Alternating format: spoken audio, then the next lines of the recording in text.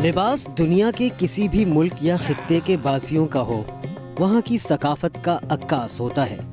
ख़ास तौर पर मखसूस चादर वगैरह किसी भी इलाके की पहचान तस्वुर किए जाते हैं। अजरक की तारीख हज़ारों साल पुरानी है। मुख्तलिफ डिज़ाइंस और रंगों से सजी ये चादर अक्सर सिंध के बाशिंदों के कांधों पर सजी नजर आती है। सिंध में बाहर से आने वाले मेहमानों को यहाँ की सकाफत की अलामत के तौर पर अजरक पहनाई जाती है, जो सिंध के बाशिंदों की अपनायत और मेहमान नवाजी का सबूत होता है। अजरक की तैयारी भी दूसरी किसी भी चीज़ की तरह माहिर फनकारों की मरहून मिन्नत होती है। इसकी तैयारी के लिए सबसे पहले मखसूस लंबाई और चौड़ाई के सूती कपड़ों के टुकड़ों को पानी में खूब धोया जाता है। मैं पिटशा से आता हूँ नहर पे ये काम करने, अजरक का बनाने, और पहला जो मरहला है अजरक वाला वो शुरू करता हूँ। कपड़े की धुलाई के बाद रंगाई का मरहला आता है। पहले कपड़े पर कलफ लगाया जाता है। ये आपने देखा था नहर पे मैं धुलाई कर रहा था, वो धुलाई करके ये इसमें मैं लगा रहा हूँ साकड़ जो इसमें लगा रहे हैं, जो भी कलर लगेगा वो इस साकड़ पे लगेगा। इसके बाद जो सूखेगा, सूखने के बाद इसकी छपाई होगी।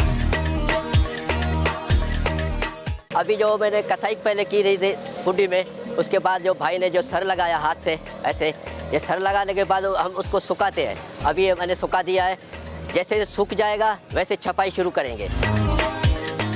अभी इसमें यह बबर का घून, इस पे जो छपाई होगी ये छुर वाली होगी और कट वाली होगी, खड़ वाली भी इसमें होगी, ठीक है। उसके बाद छपाई करेंगे, एक करेंगे, दूसरी करेंगे, तीसरी करेंगे।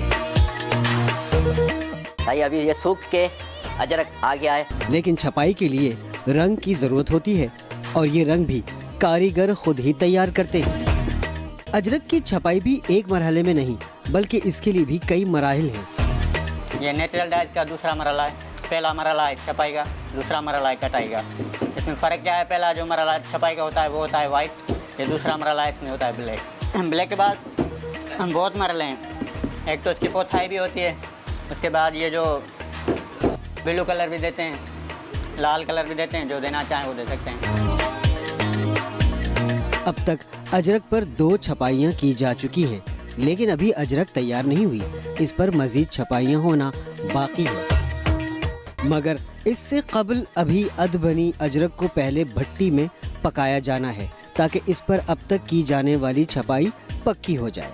भट्टी से निकालने के बाद अजरक को सुखा दिया जाता है।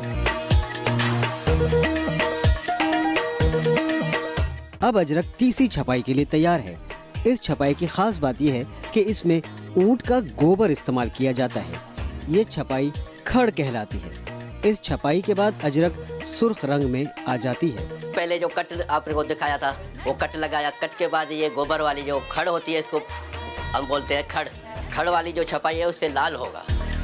खड़ की छपाई के बाद अजरक पर लाल रंग चढ़ाया जाता है। उसके बाद अजरक को फिर सुखा दिया जाता है और अब मरहला है अजरक पर नीला रंग चढ़ाने का। इसके बाद अजरक पर चौथी और आखिरी छपाई शुरू होती है। इस छपाई में भी ऊंट का गोबर इस्तेमाल होता है। इसके बाद अजरक को सुखाने के लिए नहर के किनारे पर डाला जाता है और फिर कई बार हल्का सा पानी का छिड़काव करते हैं। अब अजरक तैयार हो चुकी है, लेकिन अभी इसे आखिरी बार पानी से धोना बाकी है, ताकि इसकी सफ़ेदी दूर हो जाए।